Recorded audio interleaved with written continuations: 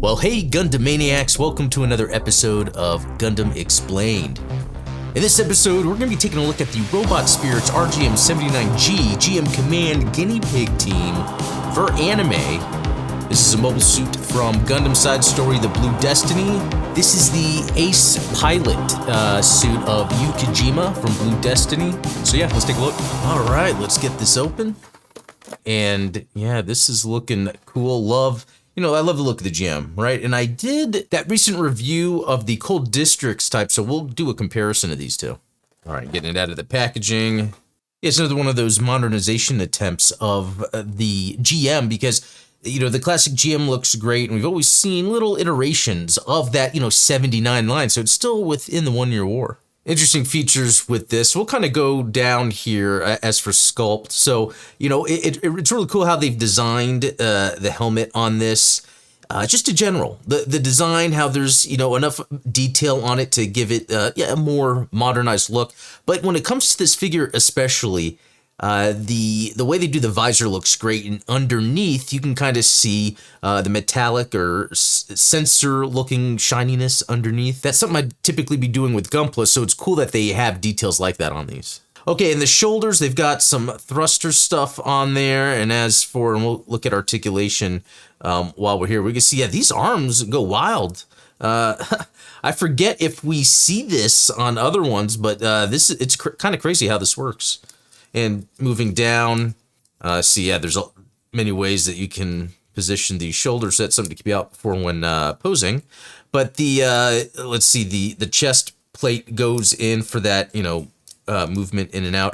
And what's interesting too, and we'll take a look, is that even under the abdomen, even more, there's this other area, and that could be part of the engineering that allows the flexibility for the abdomen to have its crunch. Because if we look at how this moves, this is pretty good compared to other robot spirits. I mean, yes, it is a simple GM design, so there's not much to it, but I'm really liking the articulation it does. And I wouldn't ever really do this, unless it was maybe some like battle damage scene or something, but normally you're not going to be articulating your figures like that. Okay, in working down the arms, let's see. It doesn't do that side to side that we're seeing with some others that we've actually seen recently, but not a problem. There's still a lot of range, and we get good range here with the elbow. I do like on the top of the forearm here, there's this whole other piece. It's just as exaggerated and crazy as the arm here. I mean, it's more than we need, but I love that the option is there, especially when having to hold accessories. All right, I'm looking at the side skirts. That just popped off. Yeah, so that comes off easily. So let me try to get that back on. Yeah, so that's something to be careful of, I guess, although this one is moving fine. And then, these articulate up, look fine. The back is where the beam sabers go. Backpack, pretty cool looking backpack. And that's something we see a lot. It's like specifically with these GM types, but the thruster moves there. Interesting how we have some detail down here, but I love that we have the connector piece there for a stand. And then, that neat articulation that the knee has. It's pretty good. That's actually really good. Where we see that plastic piece go in.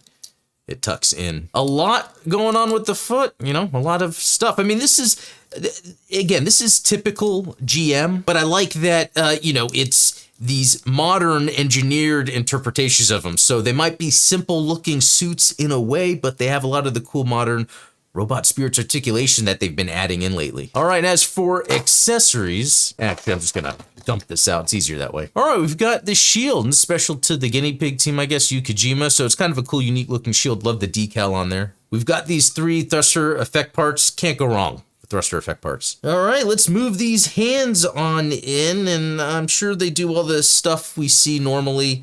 We've got the relaxed, the relaxed dynamic. Relaxed open. It's got like a beam saber holding hand. Trigger finger, and the other one that's like a slight trigger. Could be used on another weapon perhaps, or another gun, but also beam saber. And speaking of beam sabers, so it does this style, which the one thing I'm disappointed about the style of GM is where the beam saber goes. I mean, it's kind of odd, and I don't know if anyone can explain it. Like, we have the GM Sniper 2. It does the same sort of thing there. But then we have the Cold Districts types, or the Cold District types, and one right before this development, and it actually has it up on the backpack. So I find that curious. And maybe it doesn't really matter, but personally, I just don't like this design. I mean, I think it's cool, a mobile suit like grabbing from behind, but what it's attached to doesn't make sense. I like it if it's like in the skirt or on the side, just hanging down like this, no. And if you get a bad beam saber handle, in fact, I do on the GM Sniper 2 that I'm going to be reviewing soon, I think one is hold on with the blue tack here because it just doesn't stay in place. So this thing will fall. You'll forget it's there in place. Grab it, knock it down. Okay, so then that's my one gripe, I think. I mean, I guess if I was going to have another gripe, it's... no, that's it. That's the one gripe. But to move on, a very unique type of weapon here. I love how it says it UNT Spacey on there. Just cool to have more weapons to add to the Federation arsenal. And then, you know, a typical gun we see with the GM of this type. So now what I'm really a fan of, and I bring this up a lot, is not only the backpack design, but how it also integrates with the other weapons. Now, actually, as a backpack itself, I do think this is pretty weak. For this type of GM, I expect a little more. But what's cool is how it has these pegs you just saw me plug in that you can use to store the weapons. So this we should be able to slot into here if I can do it. I think I gotta get the curve just right. There we go. And then the other one, which I believe should just fit in there some way. But yeah, look at that. Like, this is awesome. If you remember with the Mark II review I did recently, one of the positives I liked was how you can have all the stuff going on all over it. And I love that this does the same thing too, because you can also plug in the shield. Though what's disappointing about the shield, and it may be a defect of mine, is with this piece. This piece that you see here is supposed to plug in to this spot there and hold the shield. But it doesn't stay in. I can get it in, but it just pops out as if there's just enough extra material around the whole perimeter of it to evenly just pop out. It's very interesting. I can get it pushed in. It eventually just pops out. But I could modify it and get it to work. It's just kind of disappointing it's like that out of the box. But it does have the other connectors as well, which is very nice. So you can just kind of plug in the shield here. It's got like that little dent in there that this pops into.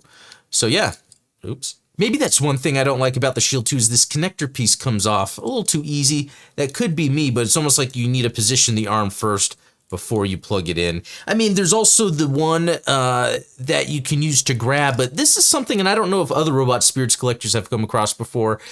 If you have your figure holding its shield, I think after some time, depending on how heavy it is and what the wrist joint is like, it causes sag and that wrist will bend a lot more. You know, along with that are the typical beam stuff going on, the kind of the action-oriented beam blade, beam gun blade, another beam saber blade. But when put all together, you get something completely awesome looking, and I think is what is the essence of what's cool about the Federation and UC Gundam. I mean, it's got its weapon storage rack, it's got a shield, it's got the beam saber ready for battle. Like, this thing just looks cool. And then, you know, especially with the design, I love that we get, you know, these extra decals, real type markings that were added later on within these designs. And, you know, having 3 thrusters for the 3 on the backpack, even though technically with the feet you could add more. But this is like the full package right here. Oh, you know what? I'm noticing some really cool head articulation. I guess I wasn't paying attention to it much before, but that actually looks really good for almost being standing up straight, how it's looking up like that. And for a down, let's see. Yeah, I mean, that's fine, I guess, but yeah, that up looks really good. See, these are the type of things I'm wanting to do sitting here at my desk. This is like flying around. Okay, what am I doing? I mean, just look at that. I need to take a shot of it like this with the space in the background, lens flare going on, all these effects. It just looks sick. All right, there we have it. I'd say it almost seems like there's not much to this. It's just a GM. It has guns, a shield, beam saber, but it's just, it has everything. It has the modern engineering and just the weapon rack system, I think just adds to it, making this like an ultimate Gundam action figure. And it's incredible, totally worth it if you could pick one up. But anyway, thanks for watching. Thanks to all the supporters that make this possible. Check the links in the description if you're interested in supporting and all that stuff. But also check the link to our Discord. We have a lot of fun over there. But until next time, be cool.